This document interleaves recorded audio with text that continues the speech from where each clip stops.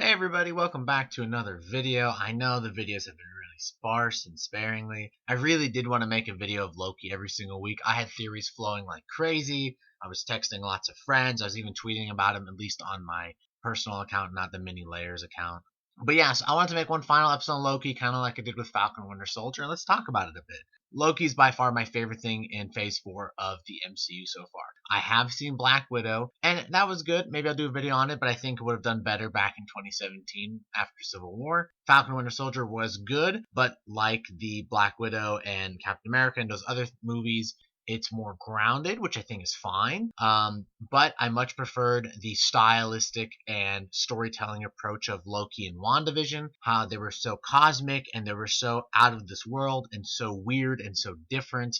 I want to see more of that in the MCU. I really like just how crazy they are. Like, we did all the grounded work in my opinion, so I really don't want to see too much more grounded stuff. I want to see things get just ridiculous and get crazy, and I just think it's really good. And they're doing it in such a well way because it's a hit and a miss, right? They could do this and then they could ultimately fail. But now this is the second time in a row that they have just nailed it, which tells me that they're going to kill it with Doctor Strange. And to be fair, Doctor Strange 1 is kind of out of this world, and they did really well with that as well. So Doctor Strange 2 is going to be really well.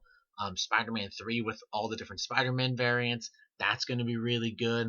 And moving forward with Loki Season 2, which was the quote-unquote mid-credit scene where just as Loki will return in Season 2. So I want to start off with that ending right there. I believe Loki is in another timeline because Sylvie used the little circle rock tempad that Kang had, and so she didn't know where he was sending him. We already know that realities were already branching, so she just sent him to the TVA, and there's no thing that says, oh, I'm going here and here and here. That could have even been what was preset. A timeline where Kang is conquered that area. We don't really know how those tempads necessarily work, especially Kang's version. So I think that's into another reality, clearly, because that is not our TVA. Mobius doesn't know him. That Minuteman lady, I'm forgetting her name, doesn't know him either. And then obviously the giant Kang statue. So I think Loki is going to have to figure out a way to, probably at the beginning of Season 2, we're going to see him get arrested by the Minuteman, and then they're going to be questioning him, and eventually he'll get a tempad, and he'll be able to jump back to our reality and meet our Sylvie and whatnot. Plus, he also knows now how to enchant people, so maybe he will enchant Mobius, and Mobius will give him his tempad, so he can jump back to our reality, and he can meet up with our Mobius, and so on and so forth. So I think that's how Season 2 will start off. The reveal of it being Kang was pretty huge for me. I know that throughout the entire show, they kept referencing him. There was tons of Easter eggs throughout the entire thing. But I felt kind of like WandaVision, how they kept referencing Mephisto. I thought it would be interesting if the final villain was just another Loki. Like, it was like the Loki of all Lokis, and maybe he had Kang trapped or something. But it was a nice twist to see it was actually Kang, because, it was only like a month ago or so they announced that Jonathan Majors was going to be Kang in Ant-Man 3. And by the time Loki was filmed at the timeline and everything, I was like, well, if anything, he's going to be an end credit scene, because there's no way he would be in Loki unless they casted him forever ago.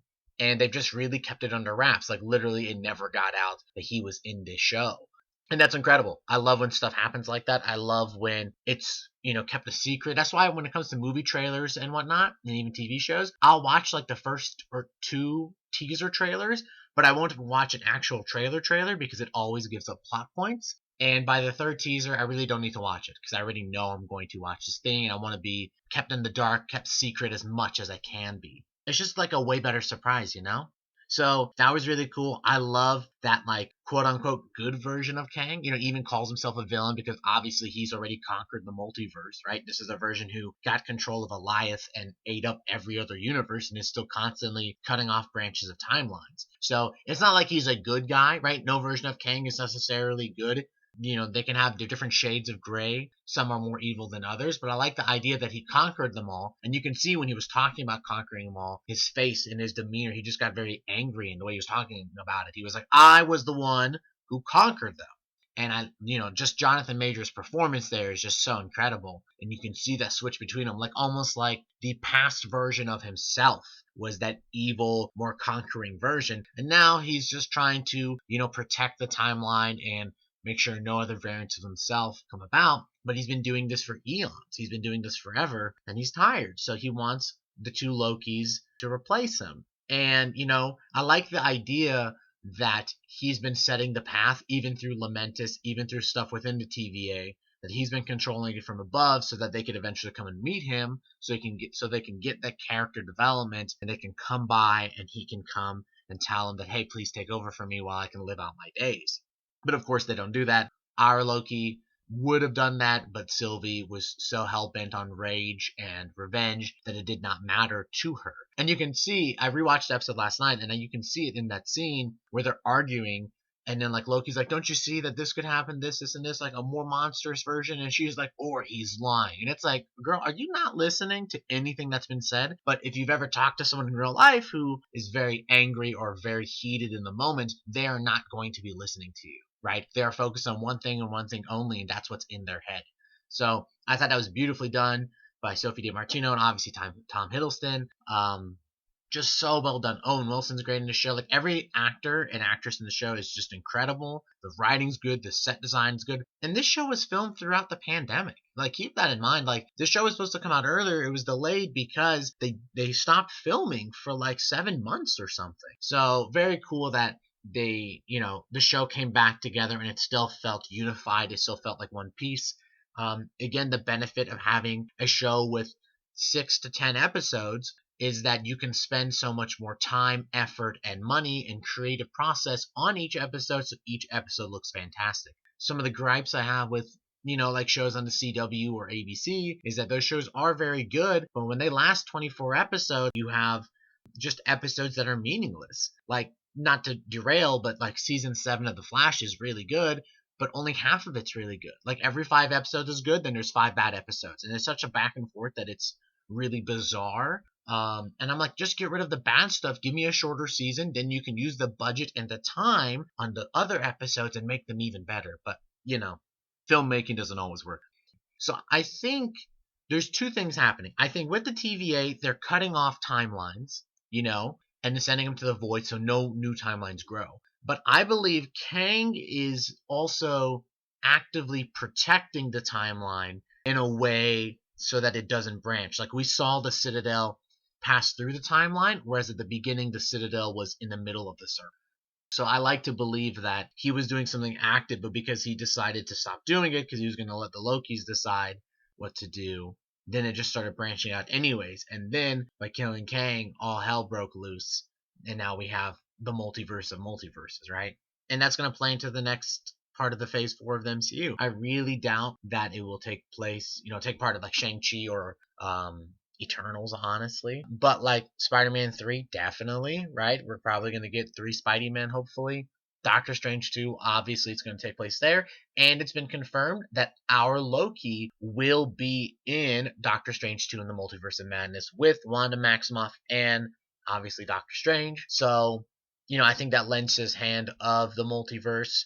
And so it's going to be interesting. Maybe it won't be like our Loki from the Loki show, but it may be a Loki, a variant of Loki, because we know he's in the show. So, in the movie. So that's going to be very interesting to see how that all plays out. And I'm just like extremely excited for all the multiversal stuff. Like they might kill Kang in a couple different movies, but he's going to keep coming back. Like he's going to be a forever villain until they get the multiverse under control again. And obviously he's going to be a villain in Ant-Man 3. That movie comes out in 2023, but like how does that all end? Like I think he's going to be the next big bad for phase 4, 5, and 6. And then what? Even it can go beyond that. Maybe with the multiverse opening up, like that wakes up Galactus, and now Galactus is going around devouring planets and star systems. So you could even lead into that. And there's so many crazy big cosmic characters like Kang, Galactus, Thanos, etc. And I think we're going to start seeing them all now, especially more so that the multiverse has been open, open for business per se. Something else I wanted to add was that I actually have a theory that the Timekeepers were real, but Kang killed them all. Now that's actually a version in the comics. That's how it goes down. But we know at the Citadel at the end of time, there are 4 statues, and one of them is broken and they have a lot of dust, almost as if Kang discovered the place, and then they showed him about time travel or like how to control the flow of time per se, and then he killed them all and took over. So I think, or at least a version of him did. I don't know if it's the guy we saw, but I think a version of that theory has to be true. And finally, last point I want to touch upon is that Sylvie's Nexus event. So we know everything has been, the path has been paved by Kang the entire time. So for Loki, for example, he got Hulk to be upset that he couldn't go in the elevator, he'd take the stairs, and that made the whole thing with Tony Stark happen. And then Loki got the Tesseract and put him on this adventure. For Sylvie, her Nexus event is he made her good, right? It's not that she was a girl, because if she was a girl, TVA would have caught her at the beginning. You got to remember, too, the TVA was in the dark on some of this stuff. So I think Sylvie's Nexus event was that she was good. She started out good. She was just playing with toys.